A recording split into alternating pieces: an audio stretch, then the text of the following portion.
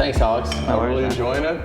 Great views, great food, awesome steaks. It's awesome. Yeah, man. We just went to the beach, and when we got to the beach, the sun disappeared.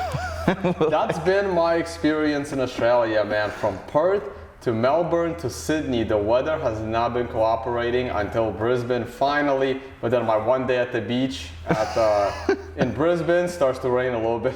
It's all right. We actually did get a little bit of sun, so it was all right.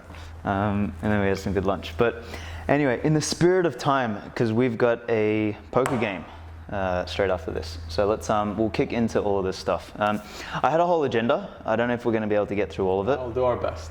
So I thought we'd start with, let's just, instead of background and history, I think people, if they want to know more about your background, they can look it up. If they want to know more about my background, they can look it up and do all that sort of stuff. So let's jump past that. Let's go into, I've got a question here about Bitcoin, and let's just make it an open discussion. You know, people think it's a currency, some people think it's technology, some people say it's an asset, some people say it's something else. Tell me what you think, I'll tell you what I think, and let's see where this thing goes. I don't like using the word currency. The word currency has a very specific definition, and it involves a government entity. Yep. So I hate using the word currency. The word that I like to use is medium of exchange. Yep. But I put something in front of it. I put censorship resistant medium of exchange. Yep. And to me, Bitcoin really changed the game. It gave us an unconfiscatable asset for the first time in human history. We're probably going to talk about human history later, so I'll save that. Cool. But it gave us, in addition to that, a means to transfer value without anyone in the middle over great distances. And I think this is going to be a game changer. And I don't see it as, I see it as the ultimate fintech. It's the combination of finance and technology. But the way I like to describe it, it's money and value transfer utilizing 21st century technology. Cool. All right. I mean, I'll chime in on that one and just say, when I look at Bitcoin, the best answer I can give is when people ask me why the hell I got involved in this space, they're like, all right, you've been in tech before, you're an engineer, you did all this sort of stuff, and what the hell are you doing in crypto?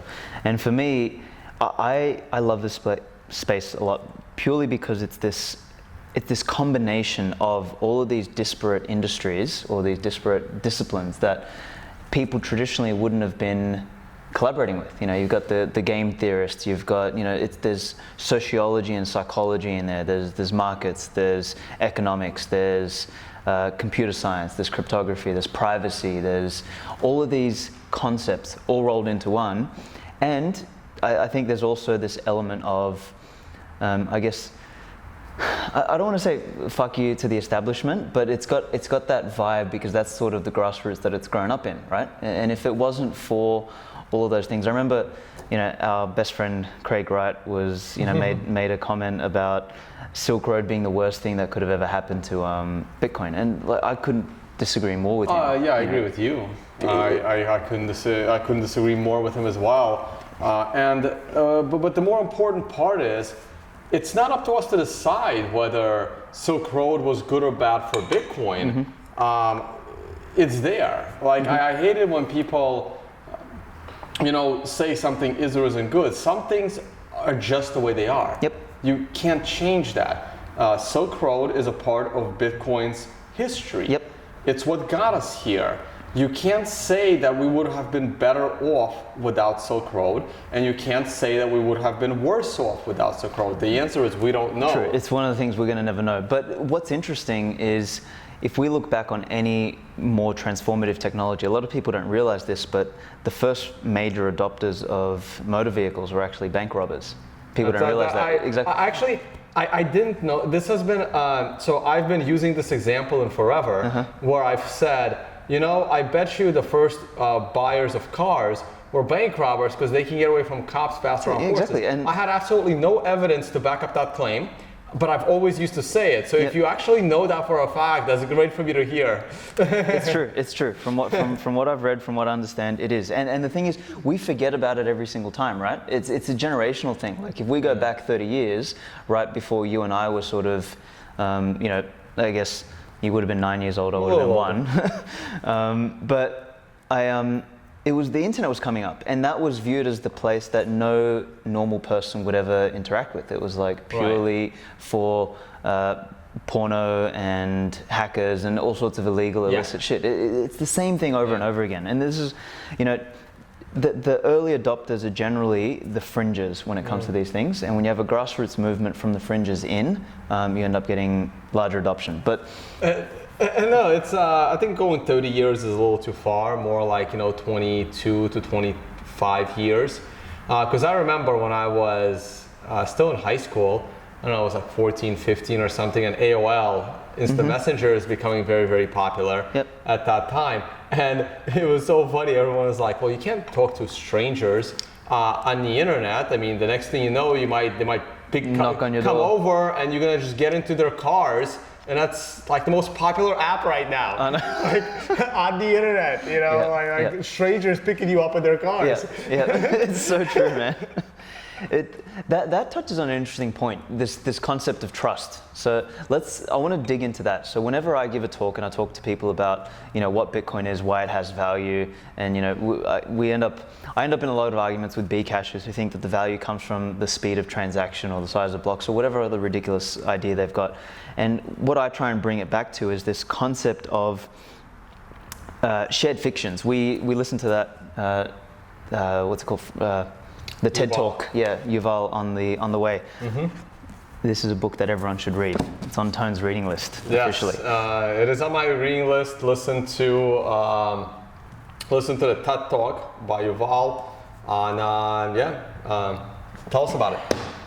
The basic premise is it talks about the difference between our species as humans or as Homo sapiens, as a subset of humans, and what distinguishes us from every other species on the face of the planet. And what it is our ability to cooperate in a way that's both flexible and in large numbers. So in the animal kingdom, you've got species that can operate in large numbers but not very flexibly, ants, bees, and all that sort of stuff. And then you've got species that can operate very flexibly but not in large numbers. And the predicate behind that is, in one instance, you've got large numbers built on biological predicates, and here you've got small numbers that are flexible, built on biological predicates that are governed by trust. It's, if you and I were both chimpanzees, we would only work together is if I, touched you, trusted you, slapped you across the ear or whatever.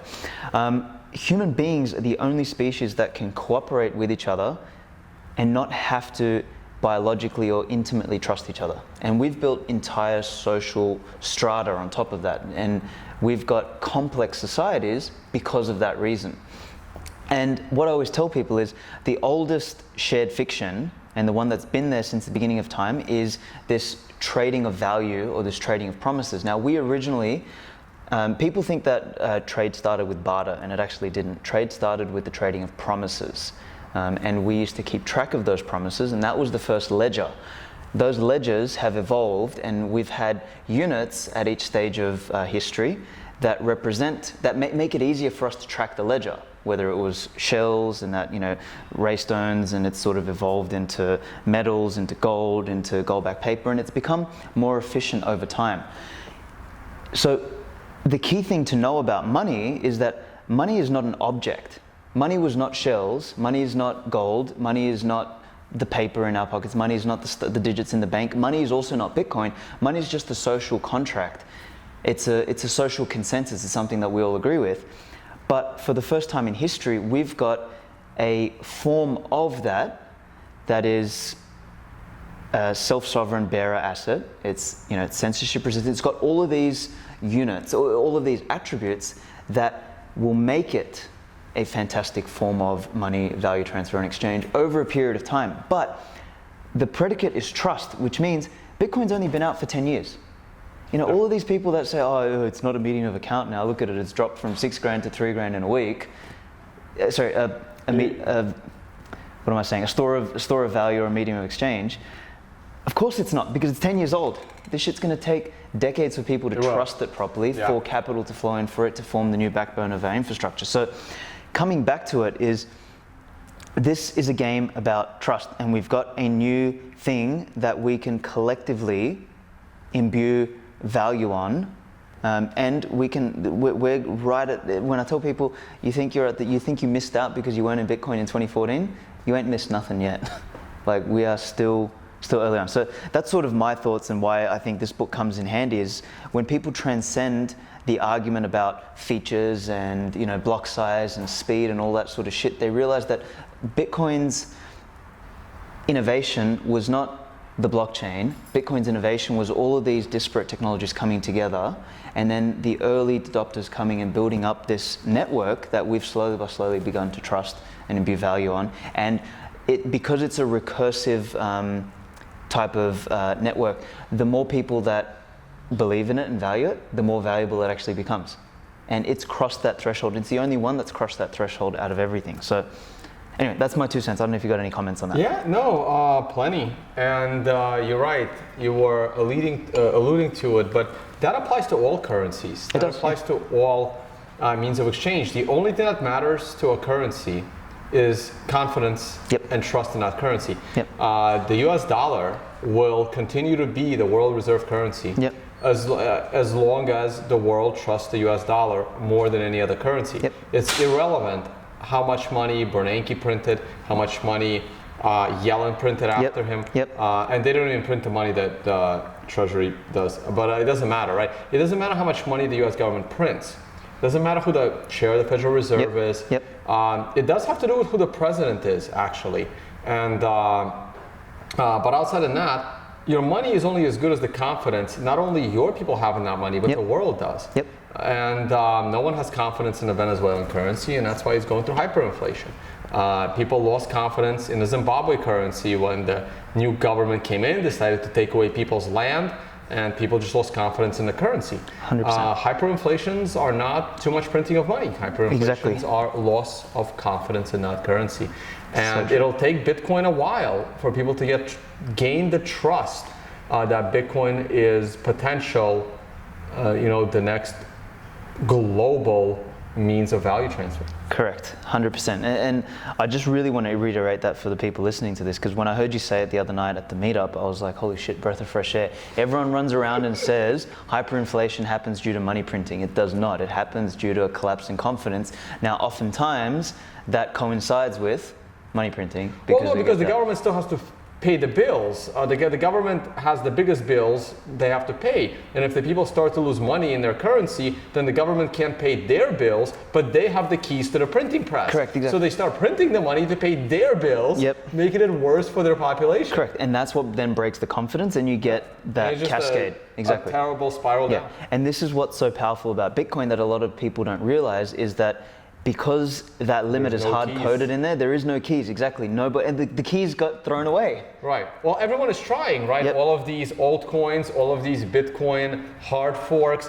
everyone wants those keys. Everyone wants the keys to the printing press. Everyone wants to control the Bitcoin code. Everyone wants to control Bitcoin mining. So every time you see a better Bitcoin, it's a guy that wants to control the printing of their own money. And as we've seen throughout history, like, it's very difficult, it's not the most intelligent idea to place your trust in one guy or on one team or in one group of people. I mean, the shit doesn't work, and it's not because people are inherently evil or that there's some lizard people running the world in the background. That's not the case. It's just that it's too fucking complex, and we mess it up. It's just, let's be pragmatic about it. We don't have to be conspiracy theorists about it. So, there's obviously always some form of conspiracy going on everywhere. Like, I don't care what anybody says, but, things are complex, and trying to manage something as important to the social strata as money or as value transfer, and trying to manage it the way we've managed it up until now, is generally ends with, a loss of confidence. So I think this is one of the only things we've seen. And that's why, in this whole crypto space, and we all go through our little bit of altcoin fever, and then a lot of us who have been around for a while, we end up circling back to Bitcoin. And the reason that's important to remember is, if we want to have any shot at making this thing successful, we should all put our resources behind the one horse that has the best chance to win. That's how I always saw it. Going back to the loss of confidence, Bitcoin might be going through a minor loss of confidence right now, because the price has dropped severely in the last couple of weeks.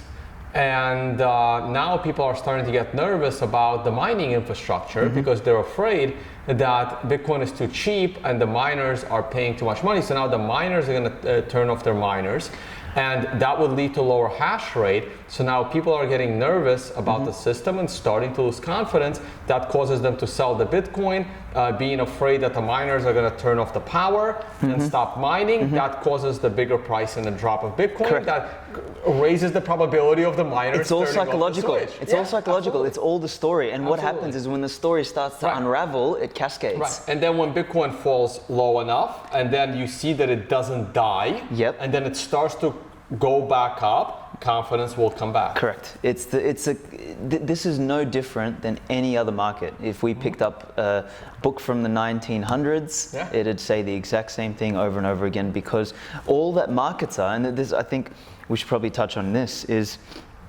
you know, markets and charts, people think it's some form of either magic or math or anything like that. All it is just a representation of the madness of crowds. Right. That's all it is. It's a representation of emotion. It's a representation of consensus of people with no consensus, and it sort of converges into, you know, units in time, points in time. And here's another one for you to ponder about. Like, the interesting thing is, you would think that in the last 100 years, with the advancement in technology, humans would be able to have a better ability to see through bullshit and be more conscious of what's real and what's fake and what's propaganda and what isn't. And I don't think it's gotten any better. No, it hasn't. It hasn't, because I think technology is a magnifier. That's the thing. So I would say technology and money are magnifiers in people's lives. So back in the day, we had misinformation, and that was the snake oil salesman, you know, hundreds of years ago. Now we've got, you know, whatever, fake news or dumbass bloggers or moronic YouTubers or BitConnect people or USI Tech people, whatever. And what you end up getting is a situation where the stupidity is magnified. There's just more noise. I would say the percentage of morons to, you know, intelligent people has never actually changed. I just think that everything just happens on a larger scale now. Yeah. Which, you know, because I had this discussion with a friend of mine the other couple of weeks ago, and they were talking about, you know, how less connected we are in today's world. And I would say, you know, there's this famous photo of, you know, it's like it's not a meme, but it's a juxtaposition of two photos of people on the train today and all looking at their smartphones, and people on the train in the 1920s. I think it was 1923, and they've all got the newspapers. Yeah, exactly. So nothing's changed. Exactly, we're still the same as human beings. We haven't really evolved that much because biologically it takes us a long time to evolve. But some things are interesting, right? Like, when I look back at the time, I'm like, man, how the hell did I used to meet my friends at some random place at a specific time without cell phones? Yeah. And we all met and we all found the place. Like today, Everyone would be lost, man. you wouldn't be able to find your corner store I know. without your cell phone. And the other thing that's actually kind of funny, I remember, again, cell phones were kind of around in the earliest, but even like when I was starting out college, it's like, hey, you're gonna have a bunch of friends over for a little barbecue for dinner. Like, I knew like a week in advance exactly how many people were coming. And today, it's like, when's the barbecue? Oh, it's today at 4 o'clock. How many people are coming? I don't know. Somewhere between 3 and 23. Yeah, I have no idea, because no one has been able to give me a definite answer yet. Yeah. Like, but back then, like, you knew, you committed to shit, like weeks in advance. You didn't have all this information at your fingertips. Everything is, and I'm guilty of it as well. Everything is a maybe, because someone can text you up to the minute before and give you something better to do. Yep. And that didn't happen 20 years ago. I agree with you. Funny you say that, because I used to knock on doors when I was like 18, 19. It was like my first thing to try and get out of debt after I lost money on the stock market. And when we used to go to places, we had no GPSs back then. We had the maps, and we'd be driving around looking for what fucking street we're on, just in whichever weird country town we were in. But we found our way. It was interesting. So the thing is, we're adaptive. That's the thing. So we've just adapted to something new now, which is a lot more uncertain, and you know, we make do with this. So yeah, it's interesting. All right, we've gone through Bitcoin as a currency, as an asset, as something else. Want to touch on one last thing there. So The concept of it being an asset. So I usually use this when I talk to people about why they should hold Bitcoin. I talk about it. I talk less about the this reserve settlement layer that the world might one day use as a financial settlement layer and all this sort of stuff. I talk more about, for now, the game is about accumulation. It's something that everyone should hold a little bit of, and they should view it much like gold is viewed as an asset that is,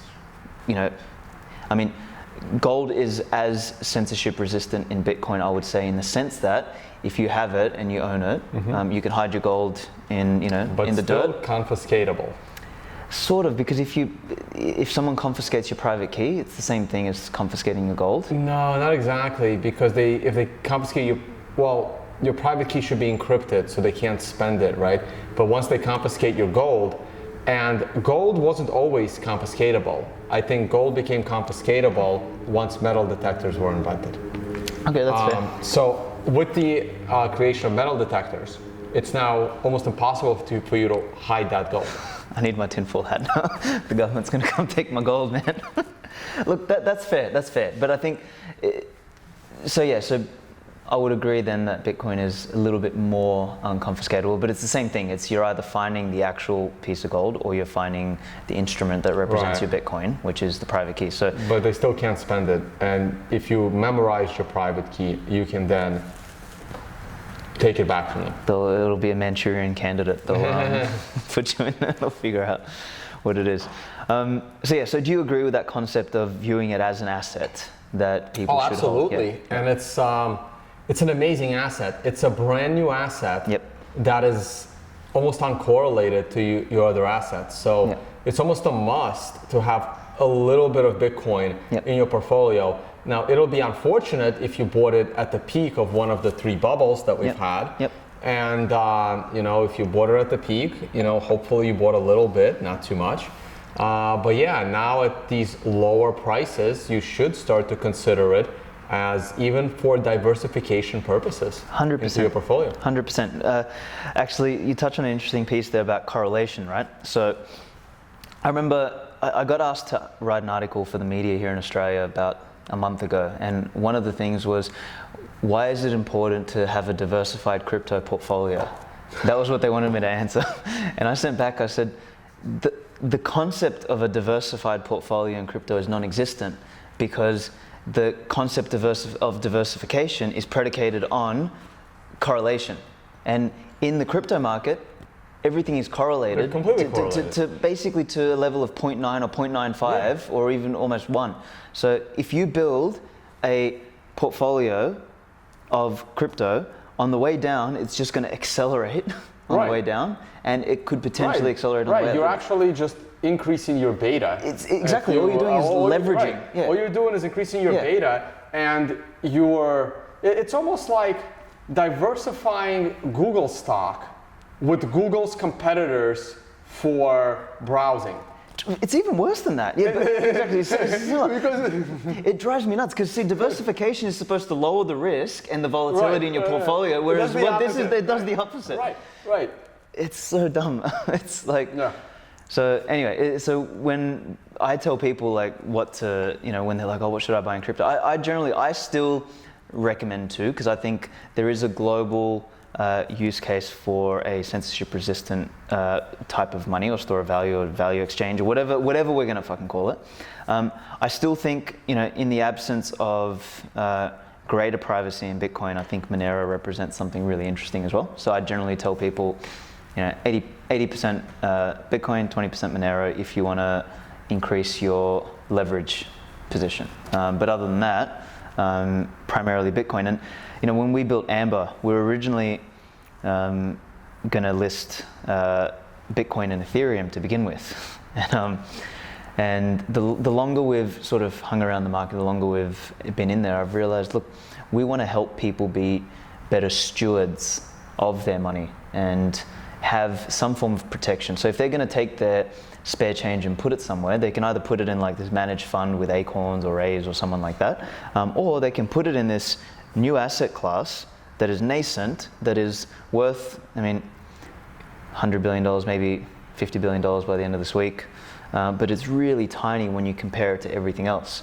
So if you're going to put money that you're not going to notice somewhere, you may as well put it into something that's got the potential for 10x, 100x, 1000x return. And that's literally why we built Amber, is to allow more people to do that. Because, yeah, my whole view on this thing, for the next 5 to 10 years, this is not something that you buy for the purpose of spending. It's not a currency. It's something that you buy for the purpose of holding, accumulating, so that you can participate in this new economic infrastructure that we're building.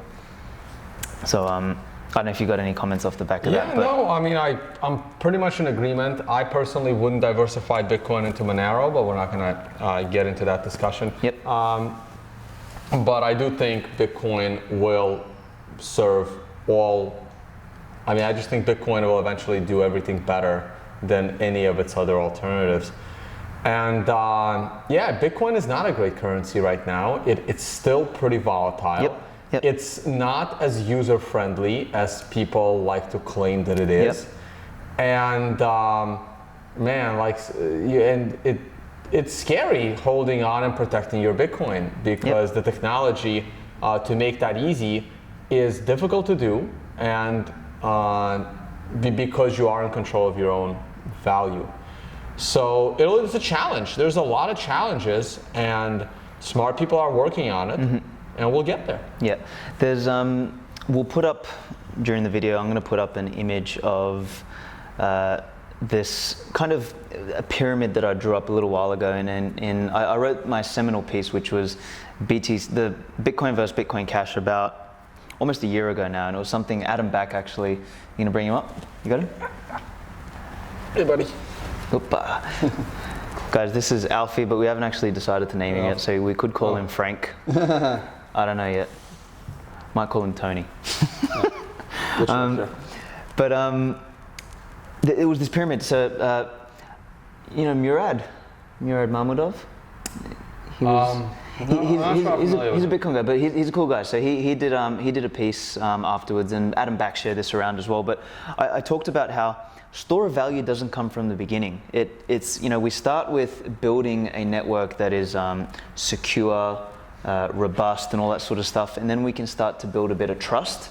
And then you get store of value, then you can get all of the other sort of bits and pieces built on top of that. But we'll put that up on the screen so everyone can view it. There's a piece that I also wanted to touch on, which is one of the frustrations I always have with a lot of the Bcashers is, who are now the Babs and the BSVs. Well, it depends which ones are you talking about. Yeah, I don't know which ones anymore. Let's stick with Bcash for now. All right. They always talk about, on the Bitcoin white paper, it says electronic peer-to-peer cash. But I don't think people understand what the definition of cash is. Cash is a form of value transfer that maintains purchasing power. So whilst this asset is like this, how the hell does it, how can it be defined as cash? It can't be defined as cash, because that's not how it functions. Just because I can transfer you Bcash in a second and it's got the word cash in the name doesn't make it a better cash than what Bitcoin is. That doesn't mean shit. And that's one of the biggest problems with the entire Bitcoin Cash debate. And I don't even know why we're talking about this shit, but I think you mentioned it before about, you know, how Bitcoin's not a good currency at the moment, which it's not. Cash and currency is predicated on purchasing power. And whilst something is volatile, it functions more like an asset than a currency. Yeah, and I think that's a very important distinction for people to Right, like the US dollar is a great, I mean, it's not a great store of value, but it's better than most of the other fiat currencies out there, right? Yep. It's pretty damn stable. Yep. I've been traveling the world for a couple of years now, and it's great for me. I mean, I'm here in Australia now, everything is at a 30% discount. Yep. Had I come here 2 years ago, I would have been at parity. Yep. And yeah, the US dollar is a better medium of exchange than the Australian dollar. Yep. Globally. Yes. Because it's a lot less volatile. And there's Bitcoin more, will get there. Yeah. And one of these days, Bitcoin should be better than the US dollar. The interesting things that are going to happen is I'm more worried, like I don't want some kind of a catastrophe happening now because I don't think the Bitcoin infrastructure is that robust yet to handle 1 billion people. Yep. Probably need at least 100%. 2 to 3 years. Yep. So the last thing I want right now is the fall of the US dollar. The last thing I want right now is the collapse of the European currency into its components, because these kinds of shocks to the leading currencies of the world will drive so many people into Bitcoin. And the other thing that people don't realize, a lot of people focus on the unbanked, and a lot of people focus on these developing countries in major trouble, like the Venezuelas, like Iran, like even the Argentinian currency. That I don't see that driving the next wave of innovation and adoption. I see it more coming from the first world. It's the people in the first world, people in America, people in Europe, people in Australia, people in Canada, people with more resources, people with more money in the bank, the entrepreneurs that have always wanted to quit their jobs and have been saving a bunch of money in the bank. Those are the people who you don't want to lose the money. I don't care, I'm sorry, I don't care about the guy who's putting his last $20 into Bitcoin. I care more about the guy that has saved 100,000 euros to do something innovative with that money, and for him to protect it by putting that into Bitcoin, turning that into a few million that would allow him the resources to build an amazing company to help 1 billion poor people. Yep, I can agree with that in terms of a timing thing. I think because it's still more of a asset than a currency that anybody can use, its utility is far greater in the first world than it is in the second world. Although it's got utility there for very different reasons. The pitch is very different. Right, because the utility that Bitcoin provides to people and again, we can go back to the Sapiens book, right? The utility that Bitcoin currently provides to the developing world in trouble is on the individual level. Yes. The utility that Bitcoin provides in the developed world with the entrepreneurs, that can scale. Yep. That kind of utility scales because you can build things by having Bitcoin to help an entire country that's developing, but in a developed world, it's all individual. There's not that kind of cooperation. Yep. Well, it's still grassroots over there, and so it's a different phase and a different stage.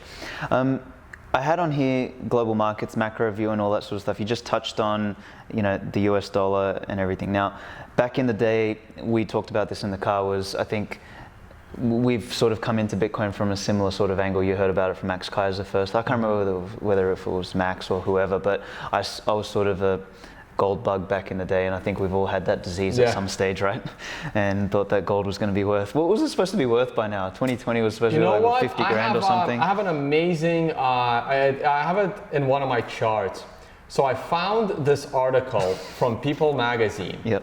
Published in, I think 1981 or something like that, 1981, 1982. So gold had just fallen from the 875 peak, and it was trading down at $500 from 875.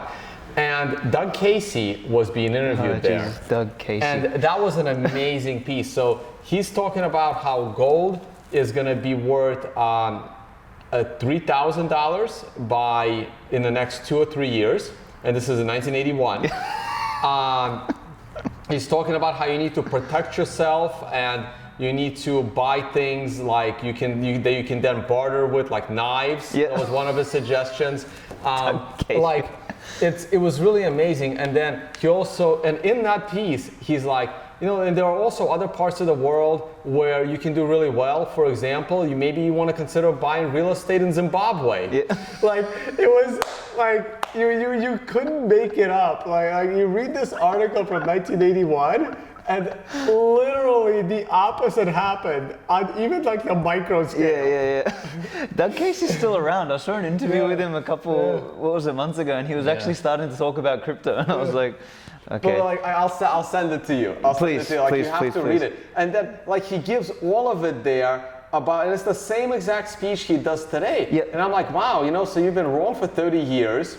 And they don't change And Peter Schiff is another one, but anyway, go on, sorry. Right, and but besides that, so it doesn't have 30 years, and like, well, now what, right? Yeah.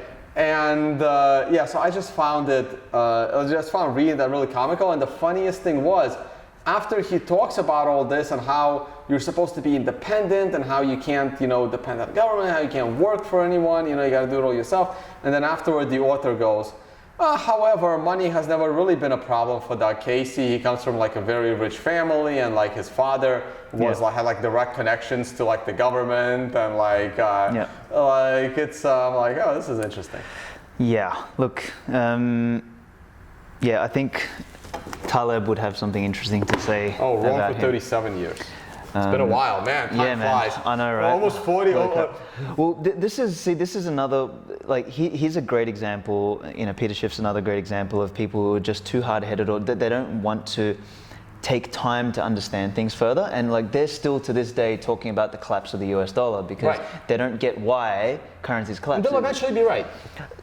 Exactly. But I don't think they'll be alive. Exactly. Anyone can eventually be right if they say the same thing for 100 years, right? Right. It's like perma bears or perma bulls, right? Right. And particularly perma bears, like markets do eventually crash. They do, exactly. But then these guys just say crash, and then the day that it finally crashes, then they're all of a sudden geniuses, right? So touching on that is, a lot of people look at the markets these days and say, oh yeah. The US dollar is going to collapse, and all the markets are going to collapse, and everything is going to collapse, and we're going to fall into Armageddon, and it's all over.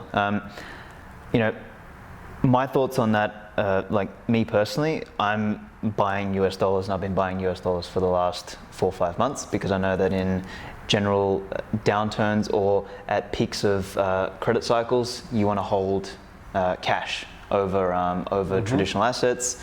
But what's your thoughts on the state of the market in general? I think the stock market, especially the US markets, are at a very, very critical point right now. Yeah. I really need to see how it opens on Monday, because the US just had a major holiday.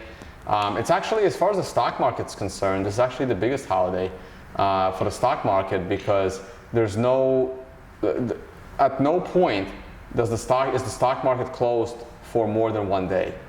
So all the holidays that involve the stock market, you only get 1 day, and then it starts trading again. Now during Thanksgiving, it's closed a day and a half. Oh, really? Okay. So the rule of thumb is this is not the week to judge. Yep. We have to see how the stock market opens on Monday and Tuesday.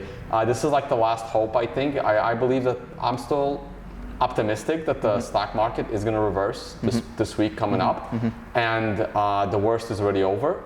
It's possible the market could correct. But even if the market corrects, I don't see a big global crash right now. I just don't see it yet. I think that I'm getting ready for another wave of innovation. Like, I'm still waiting for that self-driving car. That's going to create amazing efficiency. I think the tech companies still have a lot they can do. I just don't see it. I don't see any major wars on the horizon between countries.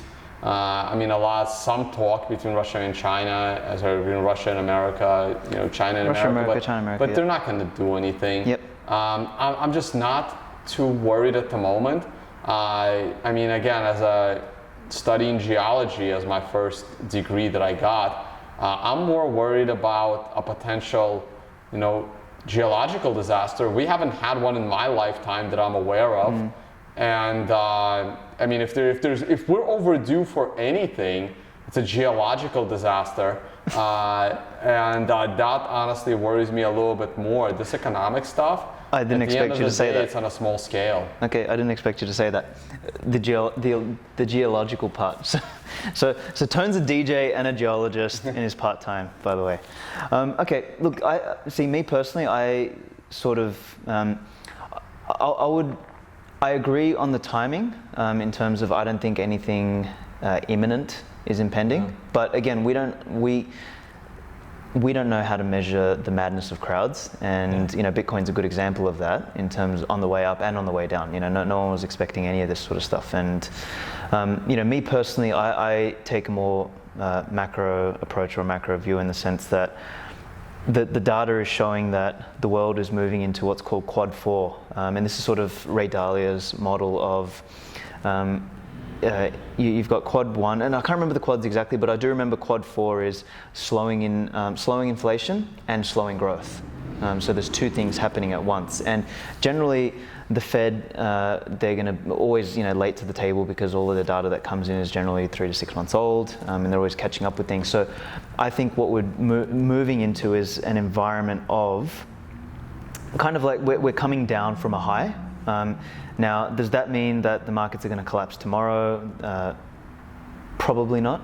But living in Australia as well, we're seeing a massive unwind here. We have not seen the real estate market fall more than 3 to 5% for the last probably 20 years. And it has fallen just in Brisbane, we're talking 15% in the last 12 months. So there's things that are starting to happen.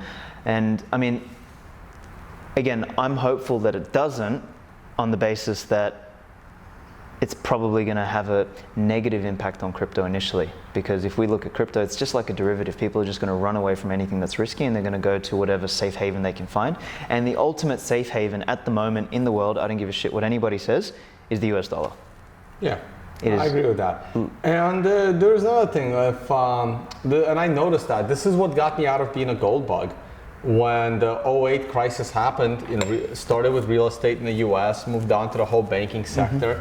And when the banking sector was on the verge of collapsing, every business in America was on the verge of collapsing, because if the banks go down, how is your business going to function? Exactly. Not to mention, if all those banks go down, that's a lot of people that used to be employed with high-paying jobs that are no longer employed in high-paying jobs. That affects every business. Yep. Because now they don't go and spend any money because they don't earn any money. Yep. And when that happens, the whole country suffers. Yep. Everybody suffers. Everyone becomes poorer. Yep. And the last thing you even have time for is going out, learning and reading about a speculative asset like Bitcoin. Correct, right? exactly. I mean, you have more important things to do, like how are you gonna feed your family next week, right? You're too busy. So Bitcoin should do very well when everyone's fat and happy.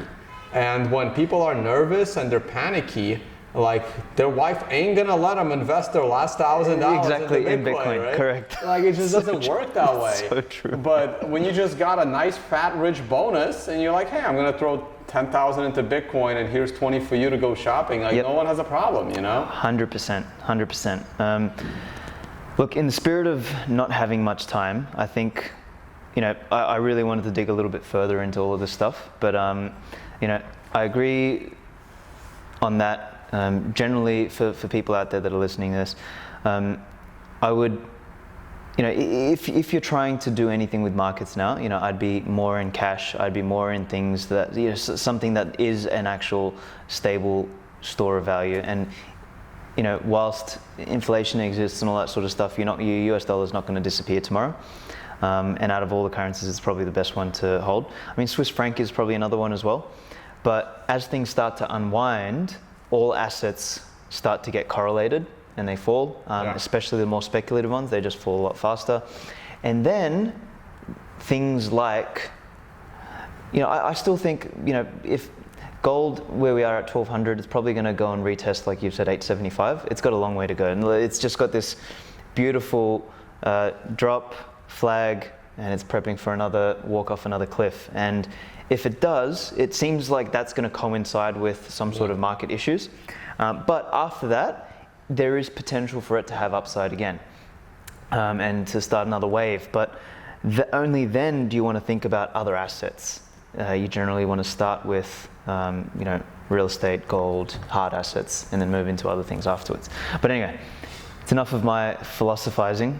Tone, wanted to say thank you for coming to Brisbane. Come and hanging out with us. Thanks, man. The meetup was great. We're going to post a video up about the meetup, or probably by the time you watch this, the video is already going to be up. We're going to do another shout out from the poker game. I think we're going to. Yeah, we'll do something from the poker game. Yep. We did the workshop, so everyone who came to the workshop got a lot out of it. you're planning to come back to Australia, what, exactly 12 months roughly, or? Yeah. Right now, the plan until you buy the plane ticket. Yep. Anything can You happen, don't know but exactly. Yeah, till the last minute. As of right now, I'm planning to spend the last 2 weeks of November next year back here in Australia. Yep. I'm usually around Thailand in October, and I stop here in Australia before I move on to Latin America. I'm already my global travel for next year is already filling up all the way into December. It's really crazy how that is. We need to find Tone a companion to travel with him. So someone to help him with all the bookings and all that sort of stuff, and maybe some other stuff. I'm gonna, again, just a reminder, these books. So you got Sapiens by Yuval Noah Harari, and you've got Skin in the Game by Nassim Taleb. That one will tell you why the ICO thing was really, really fucking stupid. It's a really, really good, again, and it's got nothing to do with crypto ICOs or all that sort of stuff, but these are great books which talk about principles that I think people need to understand. Hey, before we sign off, let's talk about Bitcoin a little bit in Australia. Sure. Okay. So, I mean, you've been here, you've been in Brisbane now for a few years, you were in Sydney before that. Yep. What are you seeing from how the government is accepting, dealing with it? I heard there's like so many businesses that are accepting Bitcoin, even though the majority of them converted to fiat immediately. But there is a push for these businesses to hold on to the Bitcoin.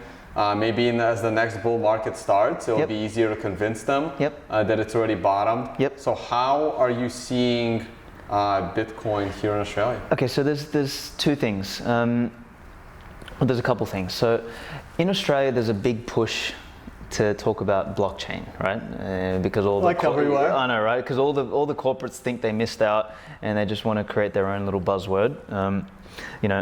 So there's a big push for that from a government and from an institutional standpoint, which is obviously, as we know, waste of time and just it's classic late to the party type discussion, right? There's from a project standpoint, we have some good exchanges here that have been around for a long time. Like the guys at Independent Reserve, I take my hat off to them. They set up their exchange in 2013, and you wouldn't expect that from Australia. It's like, what, 2013? I remember talking to Lysenko, who was one of the founders there. Cool guy. And they're doing some really good stuff in terms of how to custody the assets. Because whilst I agree with you on this idea of an unconfiscatable asset and you holding your private key and self-custody and all of that, it's really important for people who know how to do that. For the mass population though, they should not self-custody because they're hopeless. And that's not their skill set. I mean, most people's idea of a secure password is 1, 2, 3, 4. I agree, but we still need a solution to make those assets unconfiscatable by the government and by the third party that is providing that asset. That service. That solution, I don't even know what it looks like. It's a multi-sig solution that I believe is possible, but will be tricky. Potentially, whilst I think you can develop a multi-sig solution in the background, I think the solution on the front end is where the big challenge is going to be, is how to convince people to use something that is foreign. Because one of the most important functions that banks represent is this idea of safe custody of assets. And the ability, like if you lose your internet banking password, you can walk in there and get it again. Correct. You haven't lost all your money. Correct. You lose your private key, you're fucking screwed. So anyway, I think that's going to be, that's not going to be, I don't believe that's going to be a silver bullet problem that's solved. I think that's going to be a multi-lead bullet problem. It's something that we're just going to have to chip away at, and we'll get better and we'll get it to the point where it actually functions. And I think honestly, exchanges and wallets, those two bits of infrastructure are going to be probably where the breakthrough comes. Is they're going to have to work out, due to survival, they're going to have to work out ways to make that function better. Now, coming back to Australia, then what's going on here? Very similar to the States in terms of, I think you guys have FinCEN over there. We've got AUSTRAC, which does all the KYC and AML. So all exchanges now are regulated by that. They seem to be pretty open. I've sat in a bunch of AUSTRAC meetings, talked about what this is. They're still trying to wrap their head around, they think that, they still think a large proportion of Bitcoin is used for illicit purposes, when it's not. I think the last statistics were it's less than 1% versus, just as an example, 12% of all US dollars are used for illicit purposes. Yeah. So it's like, there's a double standard there. So I think there's still a lot of education to come. I mean, at this stage, it's still being viewed as property, not as a currency. So, you can trade it, you can do all this sort of stuff. So you don't need any financial services licensing to be an exchange and to do all that sort of stuff. That's actually a good thing. It is, exactly. At this point in time, it's a very good thing. Yeah. Later on, when we want to function more like a currency, then it needs to evolve. But up until then, I think right now it needs to be viewed as purely an asset. So, I don't know, I think Australia is a good place for crypto, and we've got some interesting hubs. So like Brisbane is a real hub for it, and I think it happened as a fluke here. Sydney and Melbourne are a little bit fragmented. They're larger cities and there's people all over the place. Whereas Brisbane, it's still a decent sized city, 2 million, 2.5 million people, but it's small enough for all of the major activity to be happening within a couple kilometers of itself. So you end up with a really strong community, and that's why you've got all of these merchants accepting Bitcoin and doing all this, because there's a bit of a push, there's noise, there's people talking about it. We're doing stuff with Amber here, trying to make it easier for people to accumulate and dollar cost average and hold some. So I think the Australian environment is quite vibrant, but we're bound by very similar laws to the US. Yeah. So that would be my comments on Australia. Yeah, no, and like I've been saying on my podcast, I'm really enjoying Brisbane.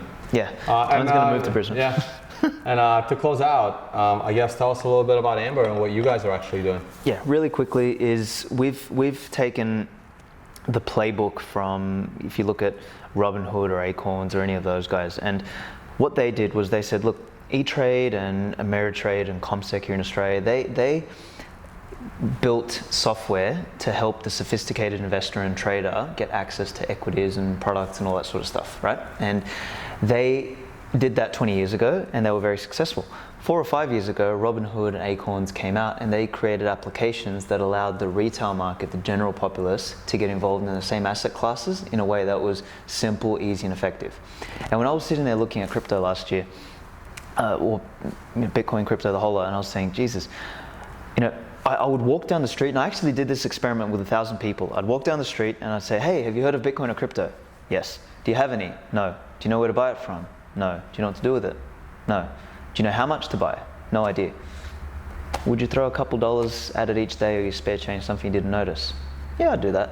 And that was literally the conversation that I had with a lot of people, and I thought, okay, there's got to be a market here. Now, the technological complexity of moving small amounts of money and converting that to Bitcoin and then allocating it to people's wallets, that's the hard part, and that's why no one had built something like that, particularly in Australia, because we've got our banking data's closed and all this sort of other stuff, which makes this kind of a business really difficult to do. There is a company that realized how difficult it was to do, that went out and they did an ICO. They did a token sale. It was a complete disaster, and they created basically what was like a Binance token for the sake of helping adoption. So now they've got a token in the way of buying it. It's a disaster. I've been saying that forever. It made me angry, man. So I got pitched by so many people to do an ICO, and we didn't. And I say this at all my talks. I said, before I made that final decision, I ended up reading 20 white papers over a weekend, and my IQ dropped by 20 points. I just thought this was the dumbest shit I've ever read, and people are raising money on this stuff. I thought, okay, I am not fucking doing this, because this is a house of cards. So when we built it, we just built it simple. You download it, you link it to your bank account, and you get on with your life. And people, we live in a spending society today. We spend on everything, Uber, this, that, all sorts of stuff. So we're taking that habit of spending and converting it into something that every time you spend, we round it up to the nearest dollar, and we take that spare change and we allocate it to Bitcoin straight away. Bang, bang, bang. And you won't even realize it, and after a year of doing it, you'll have saved up $500 or $1,000 worth of Bitcoin. Right, and this is a perfect time to start doing that, exactly, actually, because we're not that far from the lows. No. And people will be surprised how much they could end up with a year later. Absolutely. If people start doing it now, and for the next 1 or 2 years, 3 years, just accumulate. And I would, again, this is not financial advice, but we'll have a feature on Amber where you can do $10, $20, $30 a week. You can automate that as well as your spare change. You can do all these sorts of stuff to sort of accelerate. I would give them the option, round to the nearest $5, that's it, round to the nearest $10. It'll all be in there, exactly. And then that way people give them an option to spend a little more. And people can save it up. And you would not believe how powerful that is over the long term, because that's the one thing people don't do. And you're in trading, people, people get things the wrong way around when it comes to trading. They buy high, sell low because emotion fucks it all up. This takes the emotion out of it. So anyway, it's enough about Amber, enough about me. Tone, thank you for coming. Hey, thanks, man. Thanks Really for the appreciate invite. We're gonna 100%. play a little bit of poker. Done. I gotta practice for the Unconfiscatable Yeah, celebrity poker game, and that's gonna happen. If you win, you're gonna split the winnings with me, all right? Because I gave you some practice. If I beat Doug Polk at his game along with my game. Yeah. Yes. No, I don't think I'm gonna win, but it'll be a lot of fun. I Let's can't see. wait. I can't wait to play. Cool, man. All right, bro. Thanks, guys. All right. Thanks, guys. Thanks for watching.